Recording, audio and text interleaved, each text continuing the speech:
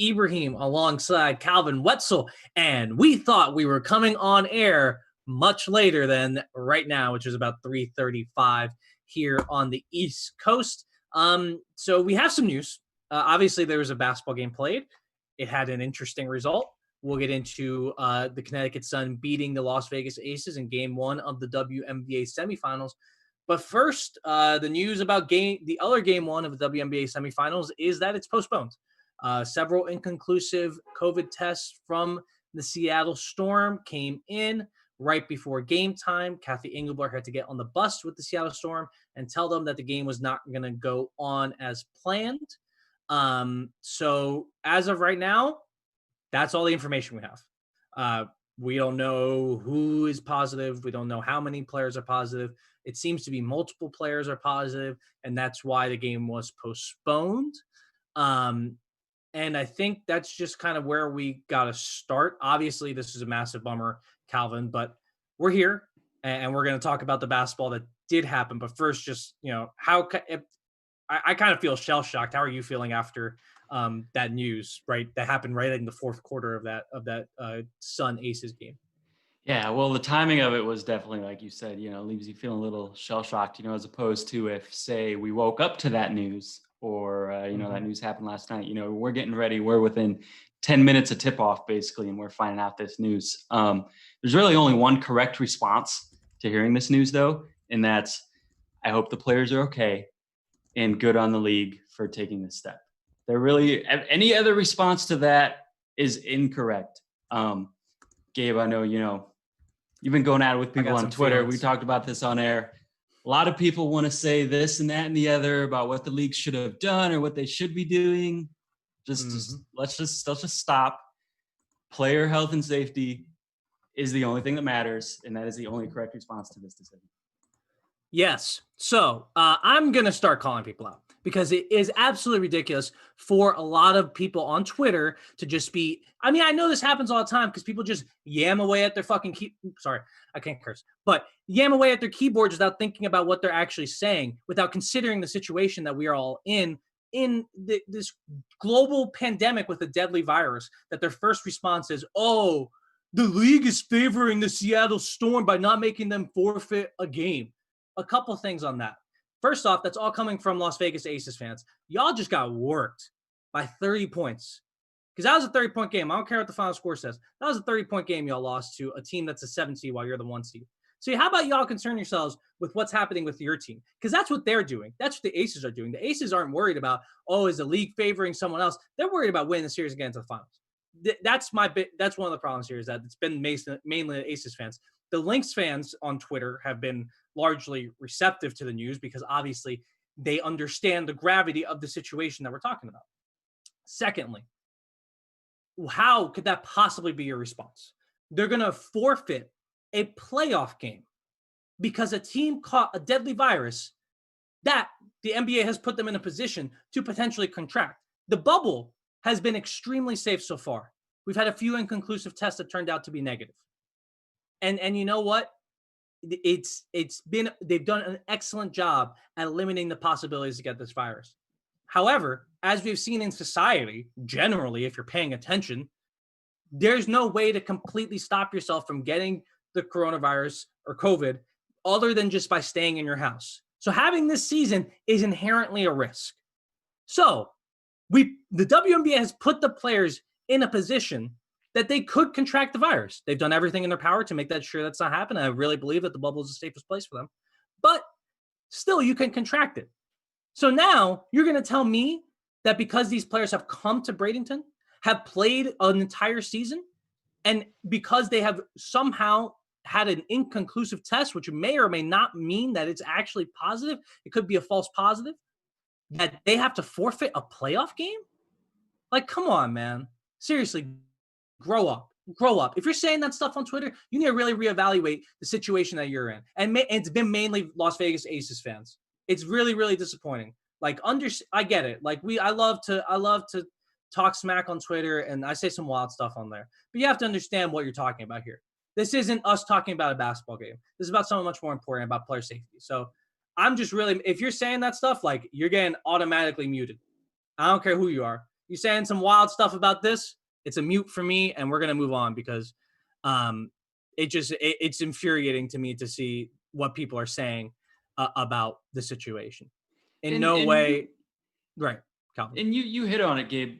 We don't even know if they're positive tests. It's one thing if you have the whole team, or a bunch of players on the team, comes out that they go do something really stupid, right? And they go out to some Mm-hmm. club or something, and there's pictures and videos of that, and we see, oh, they all actually got the virus and they're all positive because they all were idiots and made this dumb decision and put themselves in that position. That's not what happened, though. We don't know any information about whether they actually have it or not, whether they did anything wrong or not.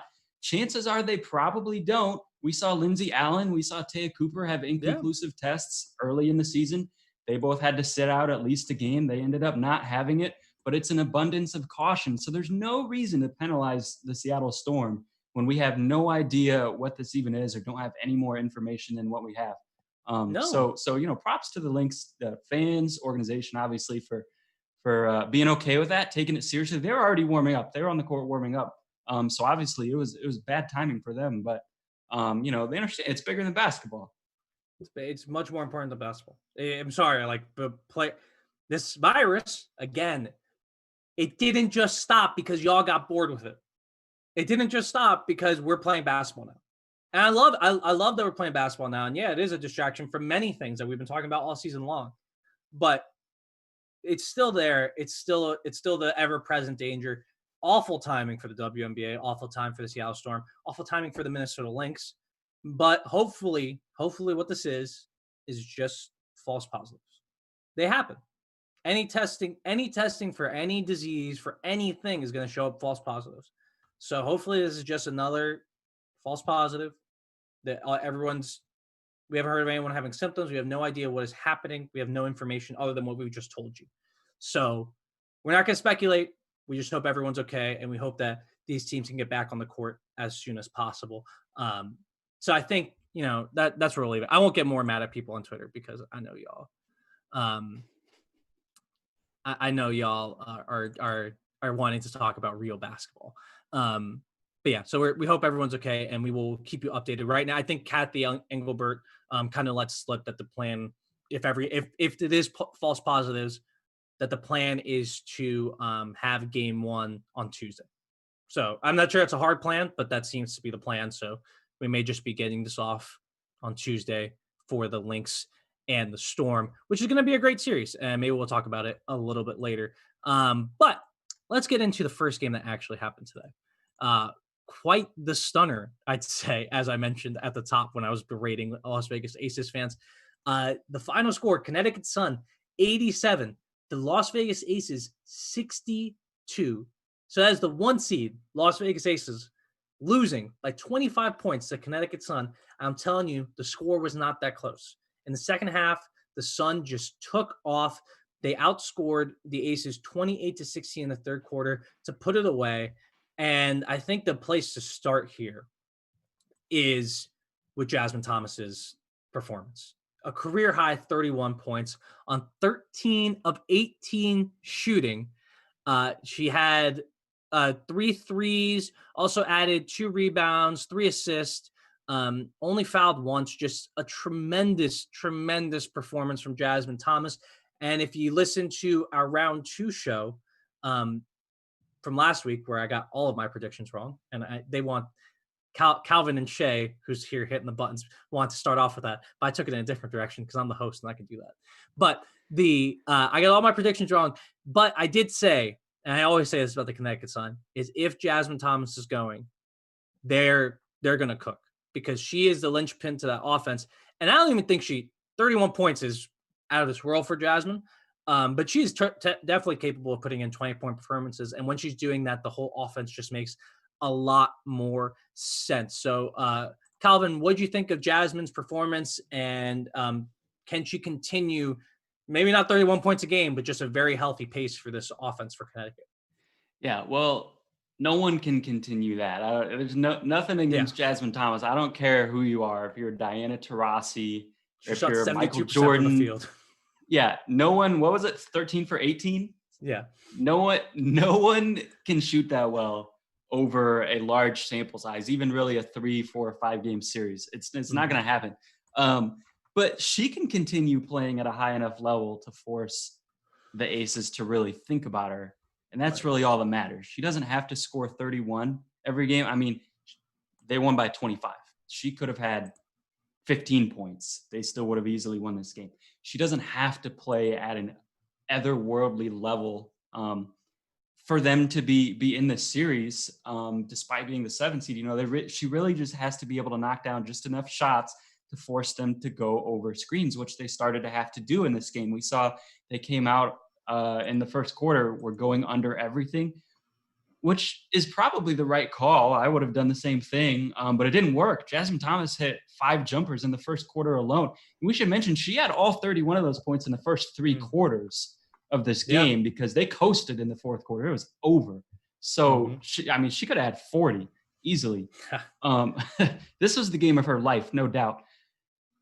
The thing that I want to go back to, though, is you called it the LRO factor, I think, a few shows ago when we talked about the Mercury, right? The luck run out factor. It diminishes Jasmine Thomas's performance to call it all luck, absolutely. But like I said, no one's going to shoot that well over a 3 or 5 game series.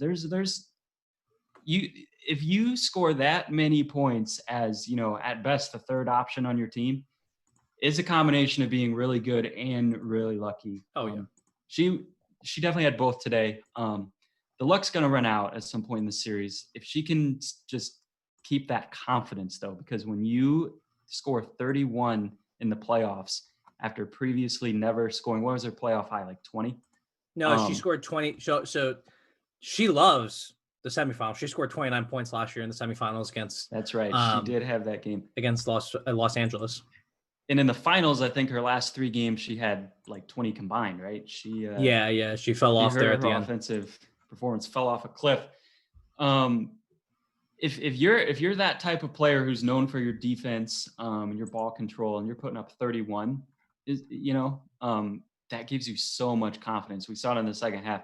She wasn't afraid to take any shot against anyone.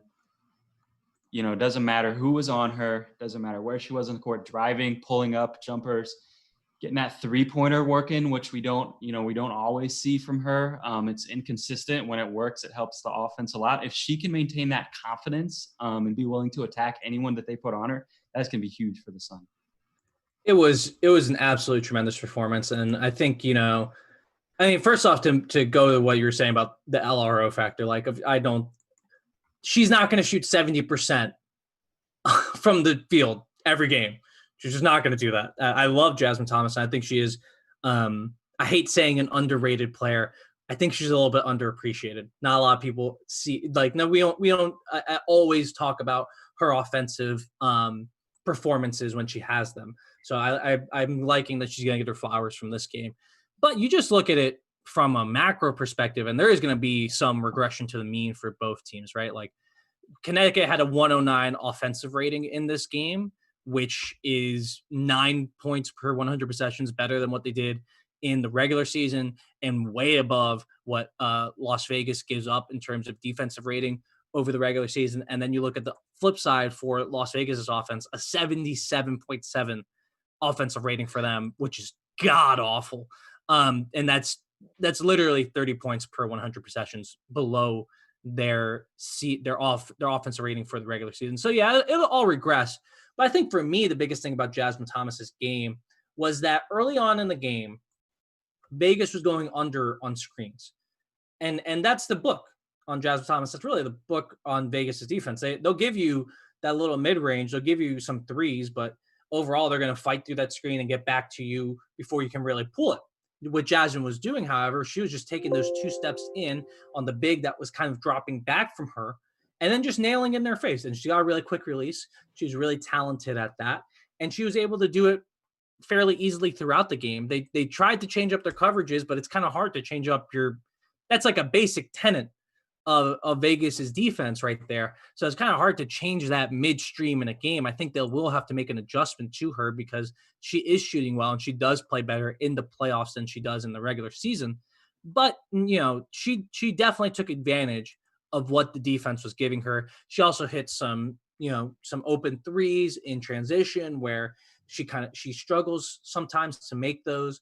I thought that was huge for the offense because then that means you can't just all converge on Alyssa Thomas or DeWanna Bonner when they're getting down court. You have to go out and stop those shooters. So she played great. The other person that played great for Connecticut was Alyssa Thomas, as I just mentioned. She put up 18 points, 6 rebounds, 5 assists. She also had 5 steals in this game, which is absurd.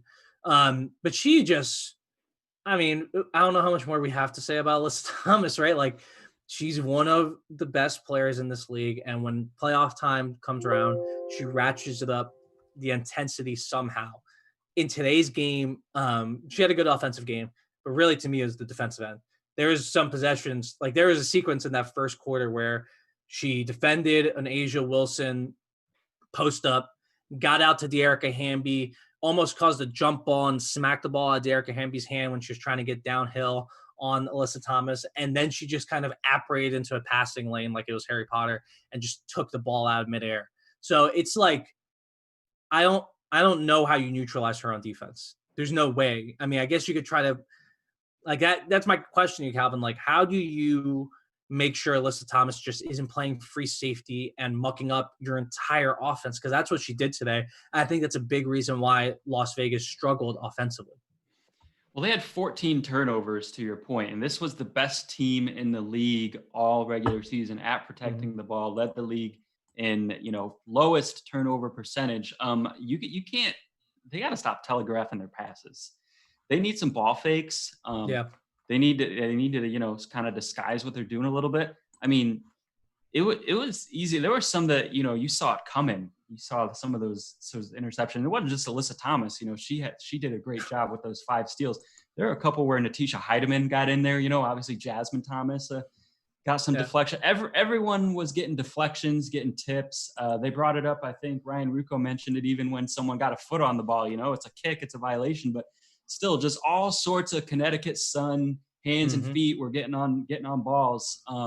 You gotta make them work a little bit, mentally, in terms of, not knowing what you're going to do. I think the scouting report for the Sun was phenomenal, and they really came out. It's obviously a lot of effort and a lot of physical talent as well, but they really came out knowing what the Aces were trying to do on offense and took it away.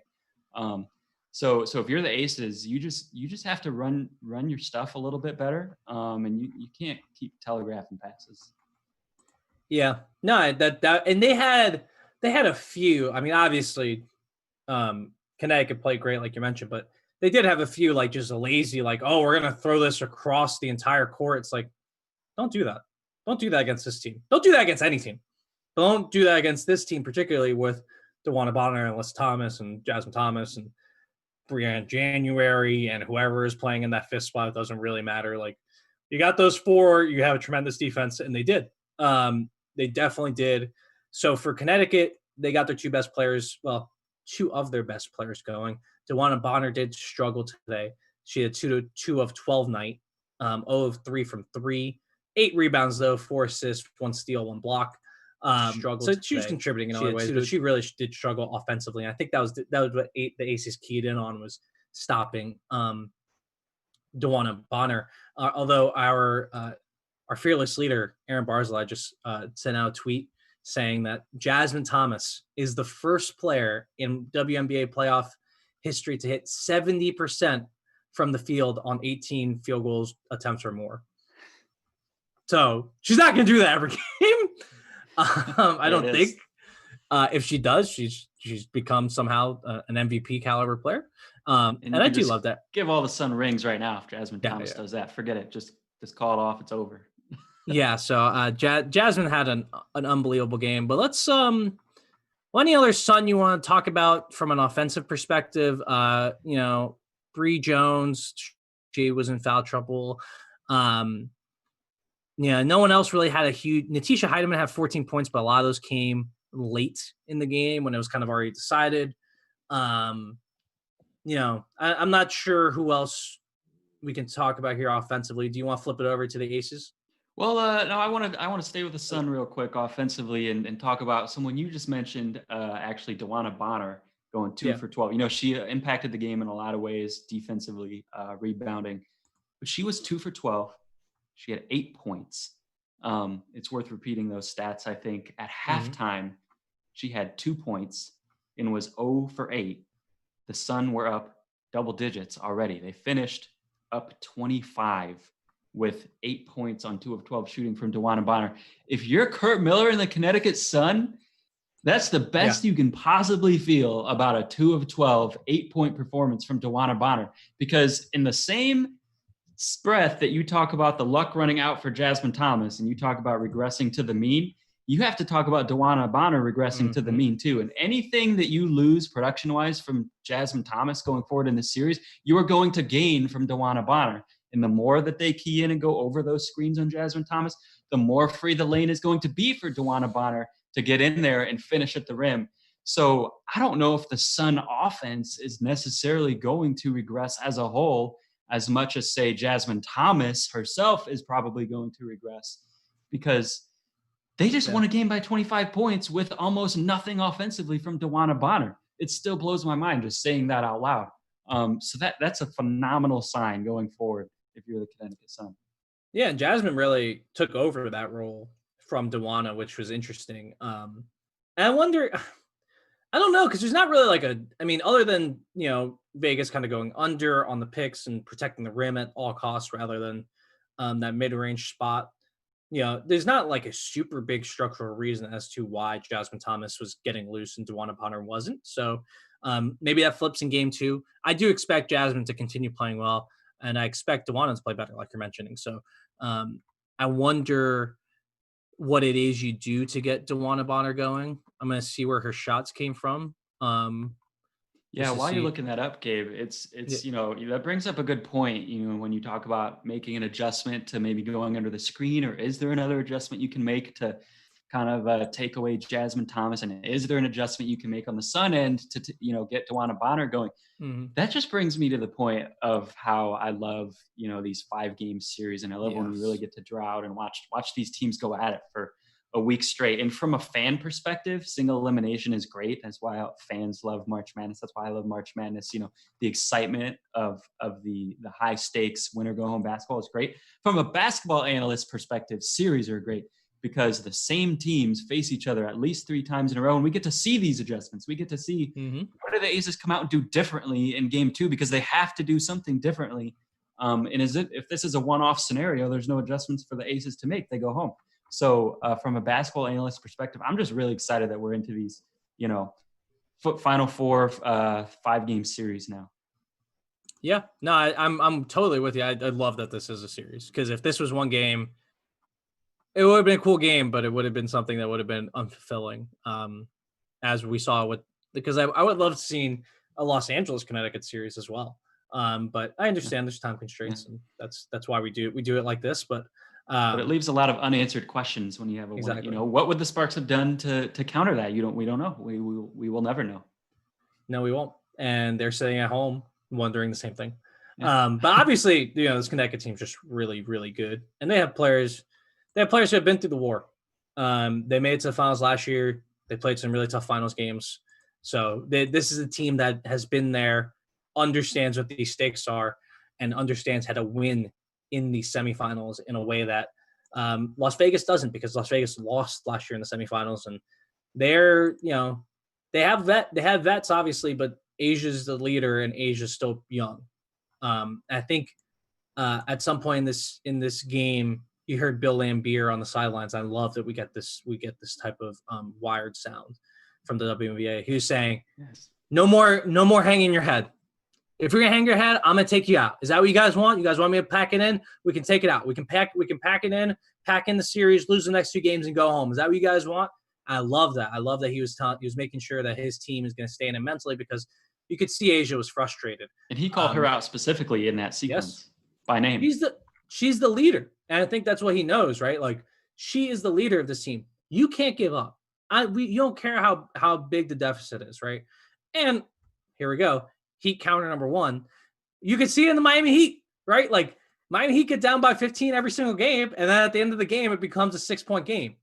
And I think that that's the mentality that the Aces have to have. We heard Kayla McBride before the game say that, we kind of have that the Miami Heat Jimmy Butler mentality with the chip on their shoulder, but it didn't come through. The people who had the chip on their shoulder was Connecticut. They came out and smacked you in the mouth. So now, as Las Vegas, it's a question of how you respond to that mentally. Obviously, we love to talk about the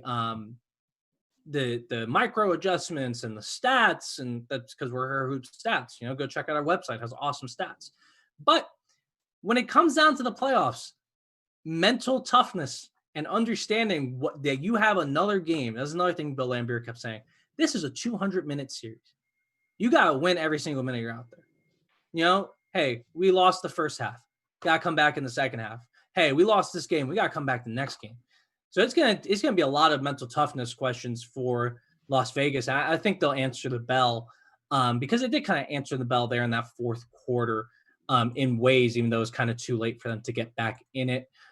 Let's talk about Vegas's offense now. Asia Wilson led the team with 19 points, 8 of 15 from the field, 9 rebounds. She had 2 turnovers and 2 blocks. She had a nice game, although she really struggled to get her footing early. She had to play against Alyssa Thomas in the post, which I can't imagine is a fun experience for anyone trying to go up against Alyssa Thomas in the post. It's like going up against a cinder block or a skyscraper of some sort. So she struggled early. She eventually got her footing, is able to get some shots from mid-range. She was also figuring out when double teams are coming because Connecticut did a lot of double teaming where they would send – this is something that Nekias Duncan mentioned on Twitter. And if you're going to send the double early, if you're going to send the double to Asia Wilson, you got to do it early. What Asia figured out in the second half and later as the game wore on is when that double was coming and how to get rid of the ball quick. And I think she learned some things in this game. But offensively, what did you see from Asia? Do you see her being able to improve on this performance? Yeah, I mean, I saw some good things from her today for sure. I don't think she got a lot of help. Obviously, she was able to, like you said, see those doubles. She got a lot of shots off quickly, before the double came, which is what she needs to do. What I would like to see from Asia, we saw flashes of this in this game. I'm not sure if it's really her personality, but she's a very nice person, which is great. I like nice people. But on the court, sometimes you see someone like Diana Taurasi just get angry. And angry Diana Taurasi, refs probably hate angry Diana Taurasi. Opponents hate angry Diana Taurasi, but she goes off and she takes no prisoners. We saw a few, glimpses of this from Asia, I think, when they got down big and she was getting frustrated and she had an and one, I think, where she kind of, you saw in her face, a little bit of a mean streak. But I think we need 40 minutes of angry Asia in game 2. She can't wait till they're down 20 to flip that angry Asia switch. We need it from the start, because I don't know if there's anyone, if she flips that switch, as good as the Sun are defensively, I don't know if there's anyone who can really, really stop her, On the flip side, the other person that I would like to see more from that we really need to talk about, I think, is Angel McCaughtry. Yeah. By my count, the first 5 possessions of the game, they went to Angel, not Asia. They have the MVP in her first game since winning MVP, and they didn't give her the ball until the 5th or 6th possession. They gave Asia the ball every time. Angel. Angel. Yep, they gave Angel the ball. Ran things to her. She turned it over a couple times. She had a couple good looks, though. She scored. She did score, I think, 4 or 6 points early. She finished with 6 points, though. She didn't score the rest of the game. She was 1 of 8. She only played 16 minutes, which obviously game script, had a lot to do with that. If it would have been a close game down the stretch, she would have been on the court, I like to think. But we need more out of Angel McCaughtry, who we've talked about this before, might be the best player in the WNBA ever to not win a ring. She has, I think, 4 of the top 7. I don't know if Shay has this graphic ready to go. 4 of the top 7. 4 of the top 10. 4 of the top 10. Best. Yeah, 4 of the top 10 highest scoring playoff performances. Yeah, and so you're going to need more than 6 points. You're going to need more than 1 of 8 out of her. And especially, we talked about Bill Laimbeer has been saved. There's a reason why she's been playing 20 minutes a game all year, because she's 34 and she's coming off of an ACL. And Bill Laimbeer has been saving her for this moment. This is Angel McCaughtry's moment. This is the reason why they went to her for the first 5 straight possessions, because the game plan, was we know they're going to try to take Asia away and they're going to pack it in on her. We know Angel, in theory, should have legs as fresh as anyone after being managed, having her minutes managed all season and having a week off. Let's get her going from the start, get her confidence up, get her knocking down some shots. And then it just didn't happen for the last 35 minutes of the game. Asia's going to need some help from her running mate if the Aces want to have any chance in this series. Yeah, she finished 1 of 8 from the field. She did get to the foul line 5 times, which is nice. And I think that was that's kind of why they went to her early, where they were thinking, okay, it was kind of like their idea of stopping DeWanna Bonner is part of it is defensively loading up against her and then offensively getting her in foul trouble because Bonner started the game on McCautry. So it was kind of an idea of, okay, we're going to go to Angel and get some fouls. And it just didn't pan out because Angel was struggling from the field. She actually took I think, this is not to, I'm not sure if she's injured or anything, but she did take a shot to the head. She fell into, I believe, Dearica Hamby's knee in like the 3rd quarter. And she took a rough shot. So, that obviously that's not why she was playing poorly in the first half, but it did kind of, I think that knocks you out of it. And it gives you, especially when you're down by so much. So yeah, we need to see more from Angel. We need to see a lot more from Kayla McBride. I think we've said this all season long is Kayla needs to get going because Kayla McBride's a great player. This season, she has not been particularly good. I mean, just flat out, she has not been the player that we saw last season because her 3-point shooting has been so off this year. She's shooting 34% from 3 after shooting 42% from 3 last season. She's not getting to, she's just not doing the things that we know she's capable of. And this game that kind of came home to roost, she only had 4 points, 2 assists, 3 rebounds. And there was a time where she, in that 3rd quarter or late in the 2nd quarter, she attacked the rim. She got to the paint, got challenged, and then the shot didn't go in, but it was a good look. And that's what you need to see from Kayla McBride. And to me, she just didn't do that enough. Another player on the list of aces that need to perform better in the next game is Dearica Hamby. She was 2 of 6, had 4 points in the game. I'm sorry, you're the 6th woman of the year. That's not going to cut it. You need to be better. I understand that you're going up against Alyssa Thomas, but hey, when you're going up against Alyssa Thomas, don't try to take her one-on-one. Like there's 3 or 4 times in this game where Hamby saw she had Alyssa Thomas on her and decided to dribble the ball around. And as soon as you see that, you can try one move and get downhill, and maybe that works. But as soon as that doesn't work and you got to stop, you got to pass the ball, you got to whip the ball. I think it just became sticky for them at a certain point. So those 3 other players I'd love to see give a little bit more to the Aces. Carolyn Swords played 14 minutes in this game, 0 points. She had 3 steals. She did. Okay. Yeah. 3 steals, 1 rebound, 1 assist. Weird. I actually, I didn't mind Carolyn Swords too much, but you may want to get Hamby into the starting lineup to get as many minutes as possible with Asia Wilson not having to go up against Alyssa Thomas, right? Do you think that could be a solution there? Or, it's Bill Laimbeer. He's kind of stubborn, so he might just go with what he wants to do. But yeah, I don't think he's going to do it. I think Bill Laimbeer is a little set in his ways. And they got the 1 seed. You got to trust the process. At the same time, there's no money on the line anymore in terms of you bring Dearica Hamby off the bench all season, she gets a little paycheck for getting 6th woman of the year. There's no money on the line anymore. You can put her into the starting lineup, and there's no award cash that she's playing for. So I agree. I personally would probably put her in the starting lineup at this point. I don't think he's going to. The Aces that I would like to see play better are literally everyone except for Asia Wilson and Jackie Young, though. That's what I would say. Jackie Young, we haven't really talked about her yet. She actually had a very good game. She was 5 for 8, 6 for 6 from the free throw line, 5 rebounds, and 17 points. The only player other than Asia Wilson who was above 6 points in this game. She gave them a lot off the bench. I think I would like to see her continue that, obviously. But what I think You mentioned kind of trying to get Dewana Bonner in foul trouble early, another way that they tried to take her out of the game. What I would like to see actually is them make Jasmine Thomas work a little defensively as well, and to try to take away some of her offense just from an energy perspective, from the same perspective as you mentioned with Dewana Bonner. I think if you get Jackie Young on Jasmine Thomas, we've seen Jackie Young post up. Even though she's a guard, she's a big, strong guard. We've seen her post up game before. I'd like to see Jackie Young, take Jasmine Thomas down there and make her work on the post a little bit. See how that affects Jasmine Thomas's offense. And also that's the one area where Jasmine Thomas is not strong defensively. She's a fantastic perimeter defender alongside Breon January. We've seen it all year. It's maybe the best defensive perimeter once January got back into the fold a couple weeks into the season.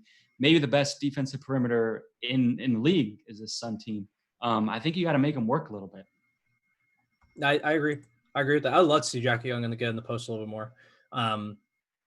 Even just to, I don't know. I just don't know how Vegas responds. From a tactical perspective, other than we need to get out in transition more because that's what we do best. No one in the league is better in transition than the Las Vegas Aces. And we need to get some offensive rebounds. That was kind of what it boiled down to there because they just couldn't make shots. They finished the game 33% from the field and 1 of 14 from 3 for a crisp 7%. That's awful. That's terrible. That's just not going to cut it. So today it was just, I was kind of saying you guys got to get into transition somehow. And they couldn't because, Connecticut worked harder than them to get back on defense. And sometimes, that's a cliche. I know that's very base analysis, but sometimes just one team's working harder than the other. And I think that's kind of a part of the gap here because of how big the scoring gap was. So I imagine it's going to be different in the next game for Las Vegas and for Connecticut. I'm not sure we're going to see a game quite like this in the next one because I imagine Las Vegas is going to key in more on Jasmine Thomas and have Dewana Bonner kind of be able to do a little bit more offensively. So do you have anything else at a micro level from this game? We can kind of talk about, do you want to make a prediction for game 2? And then we can get into how bad my predictions have been this entire playoffs. So everyone can bet against us. Yes, let's go for it. I am going to go with the Aces in game 2. I will admit, pick them to sweep, a couple shows ago. So I did. I'm already wrong. Mm-hmm. So if anyone from the Sun is watching, you can chalk that up on your disrespect campaign, 2.0 with the capital CT. Always disrespected. Always disrespected. Yep. Don't forget the capital CT. It's really important. and Connecticut's been riding that for 2 years now. It's apparently working. So it works. It's the best trope in sports. Whatever gets you going in the playoffs, It's the best trope in sports. Everyone uses it. Miami Heat counter number 2. The Miami Heat are using that right now. So yeah, that's just, I think they're going to ride that, and they definitely believe it. It's a bit to me at this point, but they certainly believe that no one respects them and everyone thinks that they're trash. Which we don't. We love you guys, Connecticut. I did pick them to get to the Final Four for the record, so I definitely did not think they were trash. I just did not think that they had what it took to hang with the Aces. I was obviously wrong because the Aces did not have what it took today to hang with the Sun. It was a complete mismatch the other way. I'm still going to go with the Aces to rebound in game 2, though, back to our prediction. Yeah. I just think that, I think we are going to get angry Asia, number 1. I think Angel McCautry is way too good of a playoff player throughout her entire career and still has way too much left in the tank to give them a 6-point, 1 for 8 performance. I think they will, make an adjustment on Jasmine Thomas defensively. And I think they're going to shoot better than 1 for 14 from 3. And I know they don't take very many threes. They're not going to start taking very many threes because, again, Bill Laimbeer is stubborn. And whether or not he should start taking threes against a team that loves to pack it in the lane against Asia Wilson, he's not going to. But when they do take the few amount of threes that they take, they're going to start going in because the Aces were one of the better three-point shooting teams in the league from a percentage perspective. Part of that is because they're very choosy and only take open looks, obviously. They don't force them up. But they were one of the better percentage shooting teams. They're not going to go 1 for 14 again. Nor is Jasmine Thomas going to go 13 for 18. So I'm going to go with the Aces. I don't think it's going to be a beatdown like, this game was. I'm going to go with the Aces in a close game, 2, 3, 4 points. What about you, Gabe? So before we started the show, we're here with Shay Jennings, who's our producer, making all the buttons happen. And I mentioned that I wanted the show to be kind of like Inside the NBA, and Shay goes, "What's Inside the NBA?" To which I had a meltdown. But regardless, I want to make the show more like Inside the NBA. So you know what I'm gonna do? I'm guaranteeing the Aces winning in Game 2. Guaranteeing it, because they have too much. They're just too good of a team, man. They're too good of a team to go down 2-0 after such a bad performance. I think they're going to come back and be much better. Just like flat out, like the things that, yes, there are structural issues to them winning the series. I think that was very clear today that Connecticut can win this series. And I think I might pick them to win this series. However, I just don't think the Aces are going to come back out in the next game and let Connecticut beat them down again. I mean, I did say this last year. For the record, again, I did say this last year in Game 3 of the semifinals with Connecticut going up against Los Angeles, but I believe Bill Laimbeer is a better coach. I believe that this Aces team is together. I believe that Angel McCoughtry will be better. I believe Asia Wilson will be angry for 40 minutes. So I'm guaranteeing it. Well, so here's the deal, Gabe. If we're going to make this like Inside the NBA, what they do on Inside the NBA, for anyone who watches the Inside the NBA, is that Charles Barkley makes a guarantee. He's almost always wrong, and everyone makes fun of him for it. I think they put his percentage up the other day. It was like 13%. So if we're going to make this like Inside the NBA, we need to make fun of Gabe for all the times he's been wrong. He mentioned last year the same semifinal round, Game 3. Does she have this graphic where we can put up Gabe's first-round picks? My first-round picks were not that bad, I'll have you know. Second-round picks. My first round picks were completely defensible. I believe I got the Mercury wrong, and that was fine. The second round, the wheels came off. Shay, let's throw that graphics up. The second round picks right now. In Gabe's defense, he didn't guarantee these, nor did he know that NECA was not going to play. That being said, let's get this graphic. Is it on the screen? I can't even see the screen. Do we have the graphic on the screen? Yes, it's on the screen. Here's Gabe's second round picks. All right, so you know how on Inside the NBA they always every time Charles makes a guarantee, they put up the other team. If you're a fan of the other team, now is the time to celebrate. So if you're a fan of the Connecticut Sun, Gabe just guaranteed that you were going to lose. So take it to the bank that you were going to. I might need to change my pick, honestly, because those X's are so rude, Shay. They were so rude. Wow. So yeah, I got both my picks wrong. I've been wrong. I've just been wrong, like just all season long. I keep having to say, like, man, I'm just so super, like, with the Heat, I keep saying that we're gonna lose every game because if not, like, we're not gonna win. And then the last game, I kind of believed at some point that we were gonna win, and then we lost. So this is it. This is how I live my life. I'm just wrong all the time at every point. So. Next time, what needs to happen is you need to make your pick first, and I will pick the other one, and then it'll be a guarantee. That's what you've been doing. I'm pretty sure I'm like 5-3 since we've been doing our picks and next year we're gonna have a much better system for this. But I think I'm like 5-3, and Calvin's like 7-1 because I make my pick, and then he's like, "Oh, I'm gonna disagree with you," and then he's right because I'm always wrong. But yeah, I'm gonna guarantee all the analysis you need is. What does Gabe think? Go the other way. That's all you need. That's all it takes. This is very rude of you guys. I'm just saying. This is very rude of you guys. No, but yeah, I do really think the Aces are going to come out like you. I think they're going to come out with a lot of steam. I think it's going to be a much better game against Connecticut in Game 2. As we mentioned, though, earlier in the show, that's our analysis for the game. But we did want to give Dearica Hamby her flowers here for getting Sixth Woman of the Year. A tremendous season for her. She was absolutely the Sixth Woman of the Year. I don't think, to me, that was the clearest award pick. I didn't think there was anyone else there. I believe she got 44 of the 47 votes. And you look at what she did this season: 13 points per game, 61% true shooting, which is 11th in the league among qualified players, 37 steals, great rebounder, great defender, really the glue person on this Aces team. So Calvin, just how did Dearica Hamby do it this year? Like, what'd she do to earn the spot? Well, she came off the bench. That's the biggest thing that she did. She convinced Bill Laimbeer. I don't know if he needed any convincing, but she convinced Bill Laimbeer not to start her. But no, in all seriousness, though, she was phenomenal. She did everything. They like to call her big guard because she does so many guard things as well, which is really important for a team that has some traditional bigs as well, obviously, in Carolyn Swords and Asia Wilson can knock down a jumper, but she's still very much a traditional big in most senses. So for Dearica Hamby, and especially for Dearica Hamby to be able to come out and knock down that 3-point shot when she's open, which again is never the Aces' first look, but you got to have one or two people who are at least capable.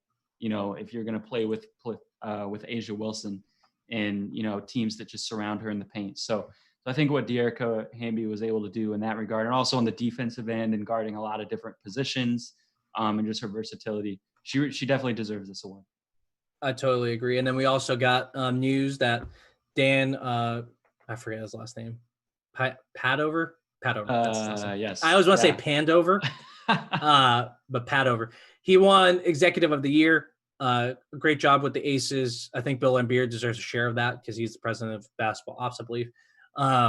They both did a great job of, not caving to what other people thought and sticking to their guns. They signed Daniel Robinson. They brought in Angel McCoughtry, and they didn't really worry about the spacing issues, although the spacing issues kind of came home to roost today. But they've built a really good culture there in Las Vegas, and I think they deserve that award. And remember, it's a regular season award, so what happens here is not necessarily reflective of that. But I think they did a great job, and he is well deserving of that award, along with a share to Bill Laimbeer and the entire Aces organization. To build, to me, I think I mentioned this when we talked about Coach of the Year, and we were giving it to Cheryl Reeve. The coach's job is player development, in-game adjustments, and the culture building of the team in the locker room. But I think the culture building when an organization goes to an exec, and I think the Aces really have done a great job of that. So congrats to him and to everyone who won awards from the WNBA this year. We're still waiting on Defensive Player of the Year, and are we waiting on any others? Most improved, I believe. Most improved. I will say that Dan Padover, is that his last name? I mess it up too. I apologize to Dan if I'm messing this up. Dan's doing a great job. He's doing a phenomenal job. He did, though, I want to make the point, averaged fewer points per game than Carolyn Swords. So that's what we were saying, Executive of the Year. Carolyn Swords, what other executive made an actual impact on the damn court? She has had the best season statistically of any executive in WNBA history, and it's not even close.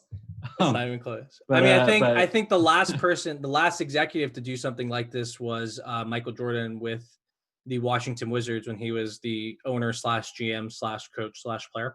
But since then, no one's done it. Here first. Gabe just compared Carolyn Swords to Michael Jordan. I stand by it. Yep. I stand by it. That's so we're Carolyn Swords, Michael Jordan, same person essentially. Yep. Although Bill, you don't have to play her every game.